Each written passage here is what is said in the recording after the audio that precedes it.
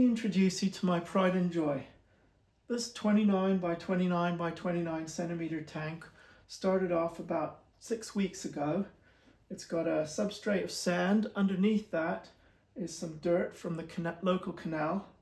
And as you can see, it's growing vibrantly. The trouble is, this pearlweed, this frogbit, it's all getting a bit overgrown and it's time for a haircut. So what we're going to do is we're going to drain out some of the water, remove the frogbit,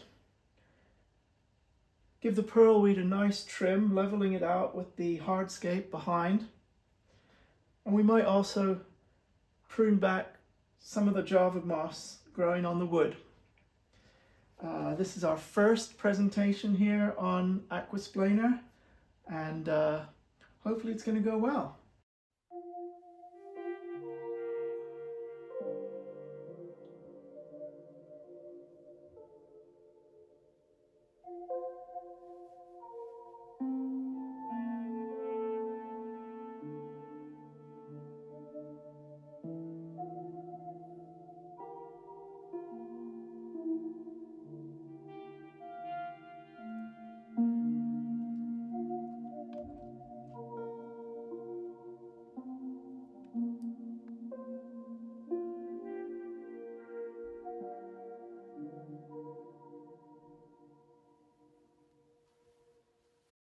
It's always the way, isn't it?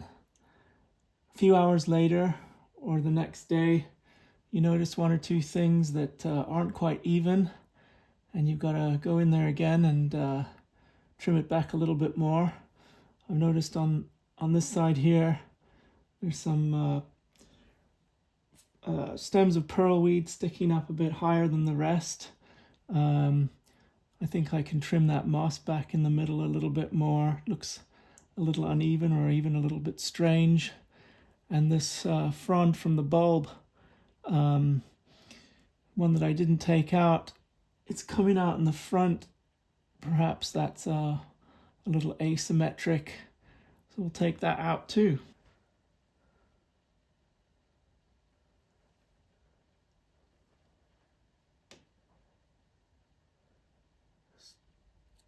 Carefully just take that one out. There's a few other ones that we can spread over to this side, which aren't quite so far forward. This moss here is looking a bit strange, so we'll get that out. Get this moss off as well, and this little bit here. See if I can catch that.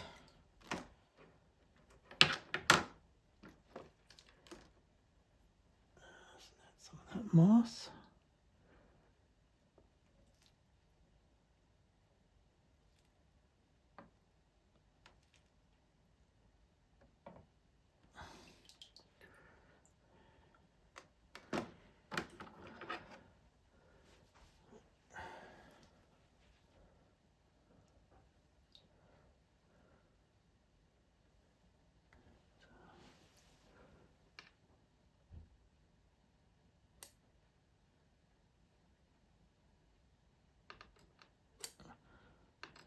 I don't like the way that's touching the glass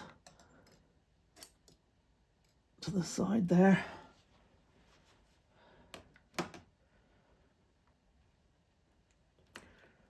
One thing to remember when you're netting things is the shrimps. I caught a couple of shrimps yesterday when I was netting off the trimmings.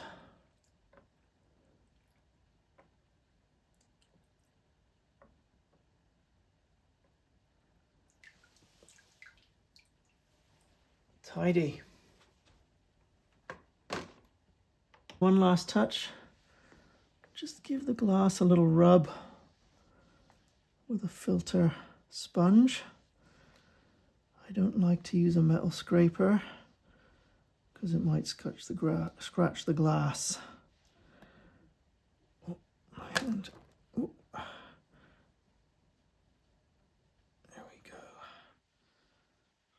too much movement on the water there. We'll mop that up.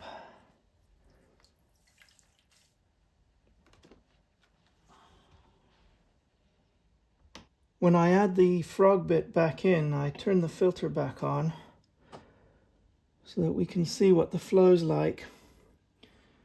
Then I use some of the fronds of plants that are growing up, such as that bulb, as well as the wood hardscape that pokes up, to sort of position the segments of frogbit in locations where the filter flow won't drag the plants right to the back of the tank. That way we get a nice even spread of the remaining frogbit, and you know, we can make it look attractive, and we can also make sure that, or try to make sure at least, that the frogbit isn't blocking all the light away, taking the light away from the pearlweed below. I'll just move that light back into place there, give you an idea what's going on.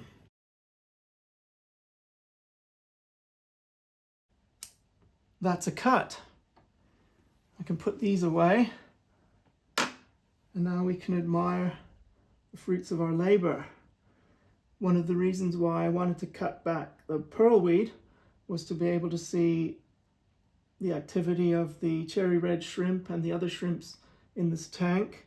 Well, we can't see them on camera right now perhaps, but they are in there diving in. They're probably consuming some of the pieces that we've cut off, which have sunk in and will soon become nutrients for the plants in the tank. One of the reasons why I wanted to cut back the roots of the frogbit was to be able to see the celestial pearl danios in this tank moving around. Their colors look fantastic. They're curiously having a look at me right now over here. Oh, there they go. And yeah, so that's the deal. We've trimmed the tank, pruned everything back. It'll all grow back again. There's loads of nutrients in the water column, and we can have a bit more fun again soon. Hit subscribe. Come and visit us again when you can, and thank you for watching.